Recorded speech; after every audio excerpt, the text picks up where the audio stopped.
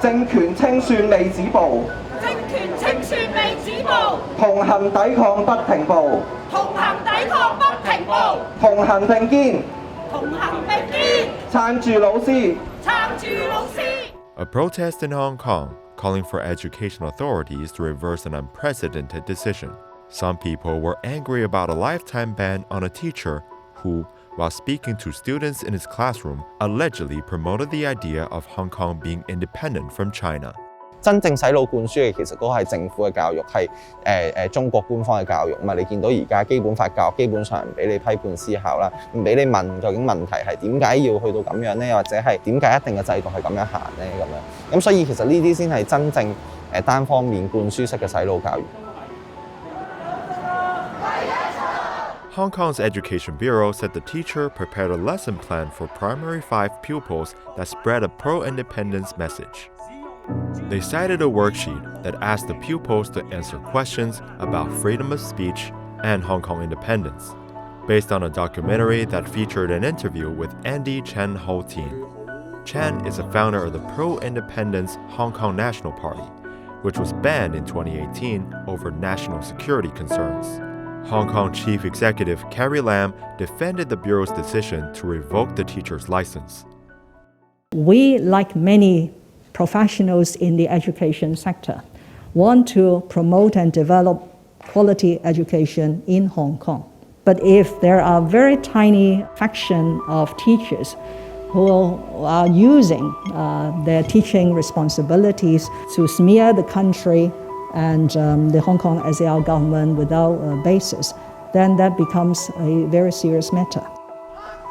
Teachers who support Hong Kong's pro-democracy movement have been under fire from critics, including from Lam's predecessor C.Y. Leung, who accused them of encouraging students to take part in violent anti-government protests in 2019.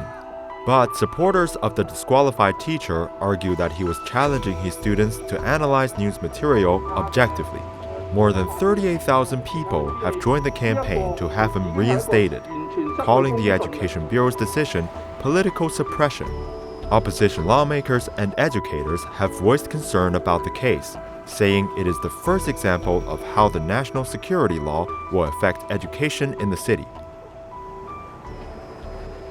Education is now being targeted and is described as poisoning the youngsters. When teachers create their own school-based materials, according to this incident, they might be afraid of doing something politically incorrect, got themselves into trouble. The introduction of the national security law will intensify this kind of fear because the consequence is more severe. Beijing imposed the national security law on Hong Kong, which took effect on the last day of June. Under the law, it is illegal to advocate for the independence of the city, which is a special administrative region of China. The disqualified teacher's alleged misconduct occurred before the law came into effect. But the Education Bureau said its actions still violated Hong Kong's mini-constitution, the Basic Law. Through the restriction on what the teacher can teach and discuss in the classroom, it is obvious that the government is trying to control the speech of people. In the end, the teacher can just talk about or share the pro-government views. Actually, this is not the purpose of education.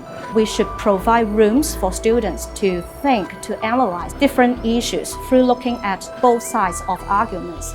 We should also encourage students to have critical thinking in the classroom.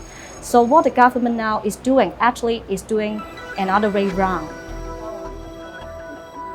Hong Kong's education minister has stood by the Bureau's ruling and said authorities are processing relatively serious complaints about other teachers. Educators are already watching their words. The city's English Schools Foundation recently advised teachers against expressing personal views about local politics in the classroom. New guidelines, seen by many as a sign that one teacher's suspension has Hong Kong's entire education system concerned about how authorities plan to control what happens in the classroom.